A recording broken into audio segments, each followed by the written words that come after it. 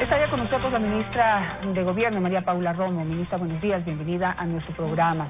Bueno, ayer escuchamos unas declaraciones de parte suya pidiendo pues colaboración, apoyo al gobierno para poder dar ese apoyo no solamente en cuanto a materiales, armas y recursos, sino también moral para la Policía Nacional, que está pues llevando adelante una lucha intensa contra la delincuencia que tiene otras facetas y otras implicaciones que no están dando muy buen resultado. ¿Cuál ha sido la respuesta del Gobierno Nacional? Buenos días, Janet, muchas gracias por la invitación.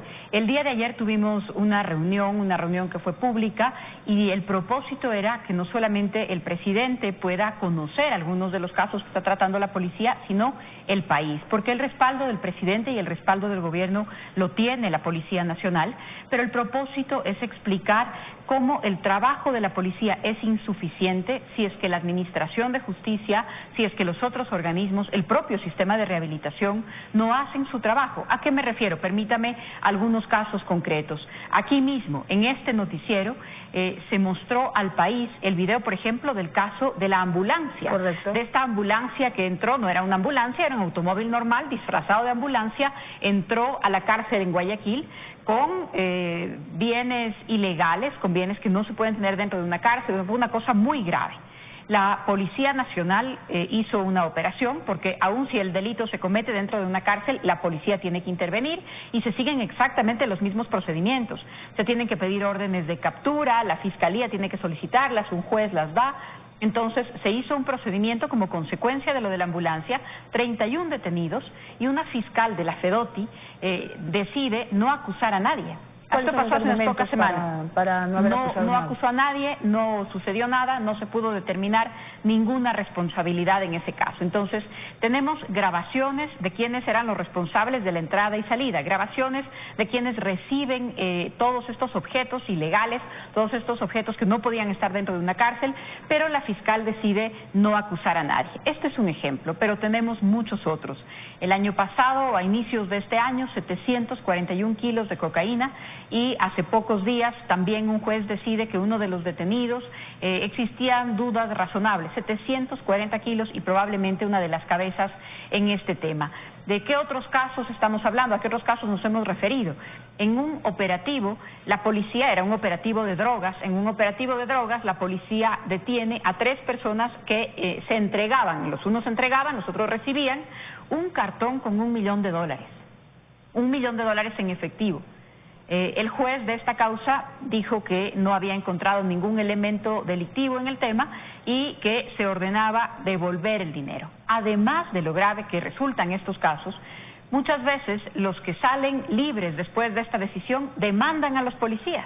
Demandan a los policías porque, a ver, el juez ya me dijo que yo era inocente a pesar de que la policía encuentra 700 kilos de droga o $1 millón en efectivo que no se pudo explicar.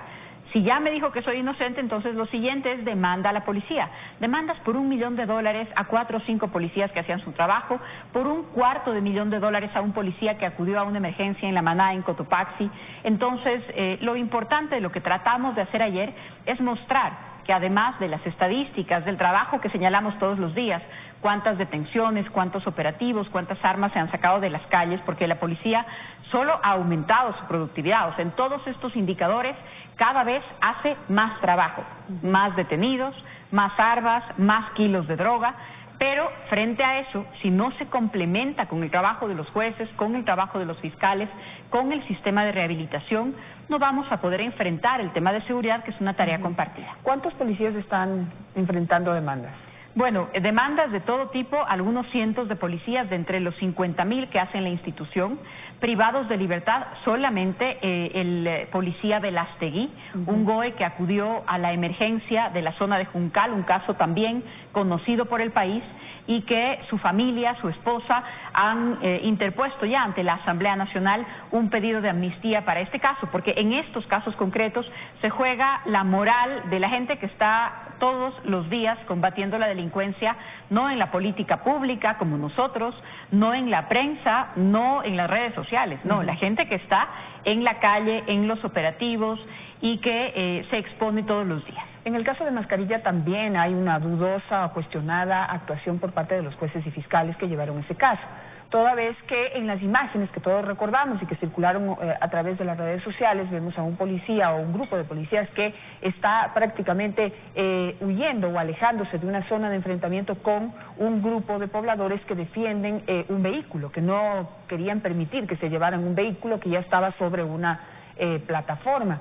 Y finalmente uno de los policías pues se da la vuelta porque había uso de armas allí y dispara, y una de los atacantes, digamos, fallece. En ese caso usted escribió ayer que no hay ningún otro detenido a pesar de todos los delitos que se cometieron en ese hecho. Efectivamente, usted lo ha descrito bien, había una plataforma, la plataforma venía robándose un camión que había sido detenido antes por la policía, que tenía material aurífero, es la zona de Buenos Aires, era la tierra que sacaban de las minas de Buenos Aires, viene la plataforma, se usan al menos una decena de carros de seguridad, es decir, de carros que empiezan a interceptar las motos y los patrulleros de la policía para garantizar la huida de esta plataforma que finalmente se dio. La plataforma sobrepasa todas las barreras que había puesto la policía en este control. La plataforma y sus carros de seguridad salen del control de la policía, pero para lograrlo, varias de las personas que le daban seguridad a este carro, a esta plataforma, bajan de sus carros y se enfrentan personalmente con la policía. En ese enfrentamiento usan armas, en ese enfrentamiento agreden a los policías y, por supuesto, amenazan su vida. Es en ese contexto que sucede. Luego queman el UPC. El UPC de esa zona fue quemado por los que participaron en este incidente, para llamarlo de alguna manera, pero tenemos varios temas ahí. Se robaron la plataforma, evadieron un control policial, no obedecieron las órdenes de la policía, órdenes legítimas, agredieron a la autoridad, atentaron contra la vida de algunos policías, quemaron un UPC. El único detenido es David Velastegui. Entonces, este es el llamado que hemos hecho y, por supuesto, no solo es un llamado público, no solo es un llamado comentando los casos, también hemos presentado decenas de quejas en contra de jueces y fiscales pidiéndole al Consejo de la Judicatura que actúe en el marco de sus competencias, porque creo que esto también es importante decirlo. No vamos a pedirle al ciudadano común que salga a detener a un delincuente. No vamos a pedirle a las Fuerzas Armadas que salgan a hacer una detención. No vamos a pedirles a los jueces que hagan la incautación de la droga. Lo que estamos diciendo es, cada uno cumpla con su papel. La policía va a cumplir con el suyo, pero cada uno tiene una responsabilidad y en esa responsabilidad cada uno asuma las consecuencias de sus acciones u omisiones. Ahora, ¿cómo hacer que esto no parezca como una intervención en la justicia? O sea, el hecho de... siempre es interpretado así, el hecho de pedirle a la justicia que cumpla con su deber, que cumpla con su labor y que deje de ponerle precio a la justicia, porque aquí es por más conocido, más de un testimonio que para poder obtener justicia en este país simplemente hay que pagar. El que tiene la plata para pagar, ese es el que obtiene la sentencia a su favor. Y pues allí vemos, eso puede explicar por qué $1 millón es devuelto, por qué personas que están involucradas en casos de narcotráfico no están procesadas como se debe. ¿Cómo hacer que la justicia funcione? Eso ya, no sé, yo lo veo ya como algo perdido. Regreso al argumento anterior, cada uno en el marco de sus competencias. El Consejo de la Judicatura en el marco de sus competencias. El Consejo de la Judicatura, por ejemplo, no puede hacer una revisión de ciertos aspectos de la sentencia, pero puede revisar por qué una audiencia se pospone 6 veces. Sí lo puede hacer. El Consejo de la Judicatura no le puede decir a un juez mañana que hay una audiencia, sentencie o no lo haga, pero sí puede examinar el patrimonio de los jueces ahora que está pendiente una evaluación. Y esto no es decirle al Consejo quite o ponga un juez, es decirle al Consejo en el marco de la evaluación evaluemos el patrimonio de los jueces. En el marco de la evaluación evaluemos también ese tipo de aspectos para poder conocer cuáles son los efectos, qué es lo que está detrás, cuáles son las motivaciones. Y por supuesto, yo también lo decía ayer, en algunos casos puede haber complicidad, en algunos casos puede haber negligencia, en algunos casos puede ser la opinión del juez, pensemos bien, y en algunos casos incluso puede haber temor. Quien tenga temor de actuar frente a la delincuencia no puede ser juez penal. y si es que hay casos específicos que son especialmente delicados, merecen la protección del Estado y la protección también de la policía. Es por esto que las medidas que se están tomando no son aisladas. El presidente de la República firmó hace algunos días, y este proyecto fue presentado el lunes a la Asamblea Nacional, tan pronto se terminó la vacancia, un proyecto de reforma de ley para crear jueces nacionales anticorrupción y contra el crimen organizado. ¿Por qué? ¿Qué hemos visto? Si es que casos gigantescos de millones de dólares, de toneladas de cocaína, se tratan en un cantón pequeño en el país, muchas veces quedan fuera no solamente del alcance de la opinión pública, de la revisión, de la supervisión que como ciudadanos tenemos, sino que también muchos jueces conocidos en zonas pequeñas, identificados, identificables ellos y sus familias, pueden verse expuestos a un nivel distinto de amenazas. Entonces, así como la Fiscalía tiene una Fiscalía de carácter nacional especializada para los temas de crimen organizado, la FEDOTI, en este caso, el gobierno ha propuesto también crear jueces con jurisdicción nacional para estos casos. Entonces, no se trata solamente de decir, este caso es grave, es delicado, es poner en su contexto, ejemplificar, por supuesto, porque no solamente hay estadísticas, hay personas detrás de estos casos, pero por un lado están las tareas del Consejo de la Judicatura y una evaluación que entiendo yo no se va a limitar a la Corte Nacional de Justicia, sino al sistema de justicia. Por otro lado está la Asamblea y su papel en la reforma de leyes, y por otro lado, por supuesto, están ya cada uno de los componentes de la lucha contra la violencia. La mitad de los asesinatos en el país son violencia interpersonal. Es decir, es una persona que mata a su vecino, es una persona que apuñala al amigo en un evento deportivo. Entonces, hay algunos aspectos de la violencia que tienen que ver con la represión, con el uso de la fuerza del Estado, pero hay otros que tienen que ver con nuestras características de convivencia. En esta lucha, usted anunció también que durante los últimos meses o semanas se llevó a cabo una de las operaciones, de los operativos más grandes en contra de la delincuencia organizada, que es la operación Jaque Mate, que se llevó a cabo al mismo tiempo en varias provincias del país. Hay más de 300 detenidos, pero vuelve ahí el problema. Mientras no se resuelvan todas estas cosas, vamos a tener 300 y pico detenidos más en las cárceles del país, cárceles que están ya al reventar, que no están sometidos a un sistema de rehabilitación adecuado, y que pues estamos atacando como el final. Hemos sacado a los militares también quisiera su opinión sobre eso, qué resultados ha tenido el sacar a los militares de las calles, pero todo eso es como atacar el final del problema y no la causa. Entonces, ¿cómo lo ve usted? O sea, ¿qué va a pasar con todos estos detenidos, con todos los elementos alrededor de la posibilidad de sancionar los que hay? Permítame referirme a ese tema dando un ejemplo antes. Usted recordará hace algunas semanas un caso que alarmó al país entero, fue el intento, una tentativa de sicariato a un abogado en Guayaquil. La policía en realidad hizo un trabajo digno de felicitar. En pocas horas estaban detenidos los autores materiales y lo que antes el código llamaba el autor intelectual o el presunto autor intelectual, ahora se llamaría el autor mediato.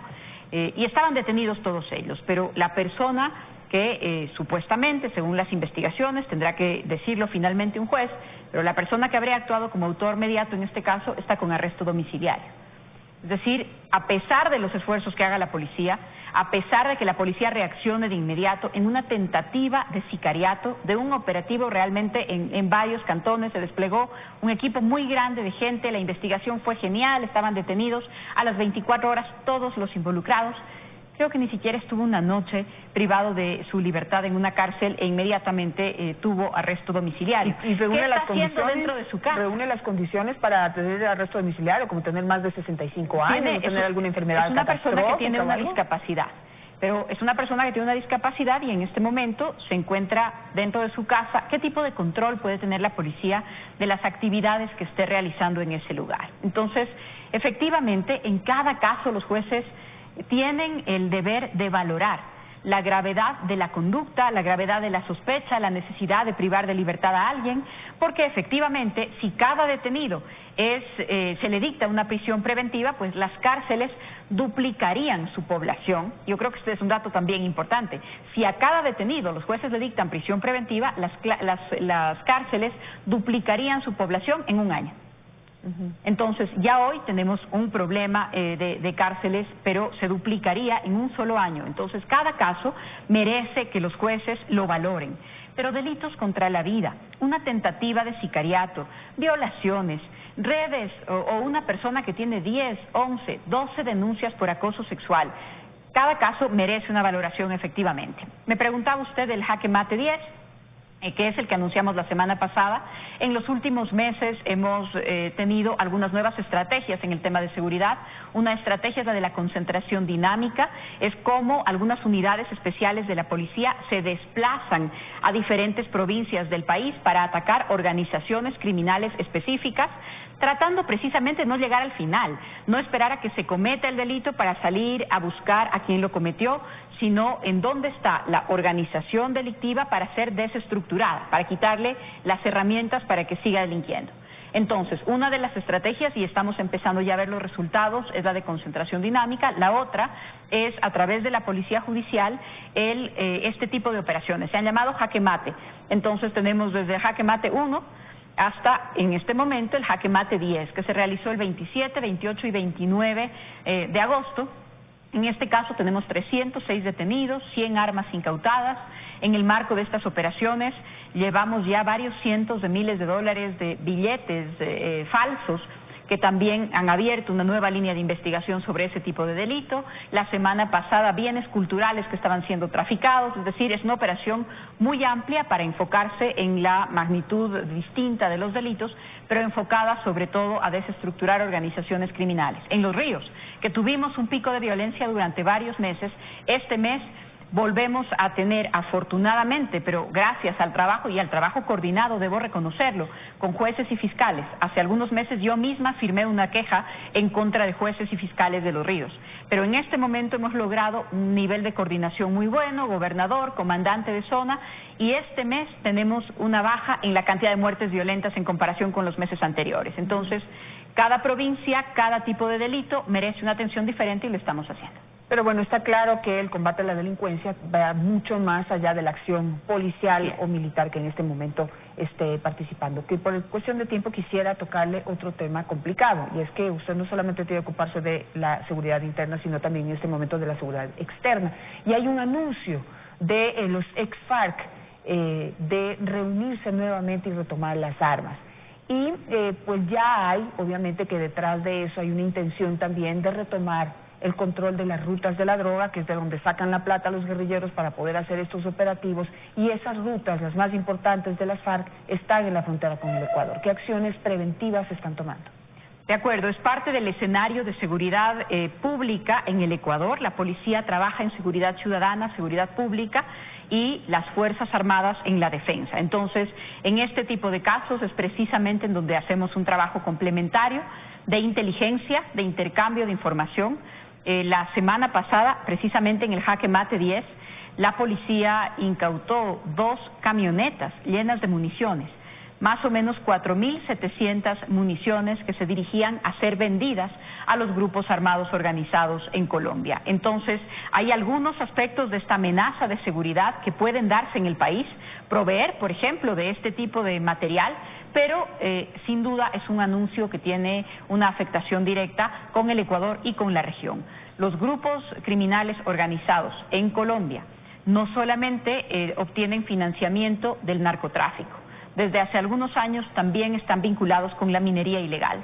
Entonces, estamos hablando de una serie de amenazas que no solamente se dan del otro lado de la frontera, sino que pueden contagiarse de este lado y que están vinculadas efectivamente con armas, con provisión de precursores para el tema drogas, con rutas de drogas, pero también con minería ilegal, que hace parte de este nuevo escenario. Estamos trabajando. ¿Está controlado el tema de Buenos Aires? ¿Cómo está? No hemos vuelto a hablar de ese tema, porque ahí estaría el foco de donde podría provenir ese financiamiento, ¿no? Hay 16 provincias con potencial de minería y por lo tanto con potencial de minería ilegal en el país.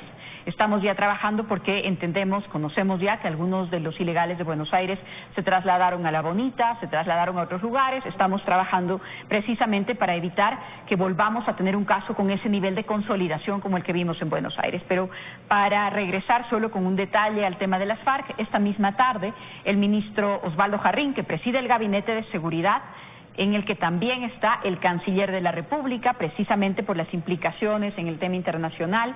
Participa de este gabinete el vicepresidente de la República, el tema de control de riesgos, la atención de emergencias a través del ECO 911. Osvaldo Jarrín nos ha convocado esta tarde a un gabinete de seguridad en el que vamos a tratar específicamente cuáles son las acciones que se está tomando como respuesta al anuncio de un sector de las FARC de volver a armarse, lo cual es lamentable para Colombia, pero también para toda la región. Muchísimas gracias, ministra, por estar esta mañana con nosotros. Estaremos pendientes de lo que suceda, principalmente con estas acciones que se tomen en la frontera ecuatoriana para evitar que seamos afectados por este anuncio de las FARC de retomar las armas. Vamos a hacer una pausa.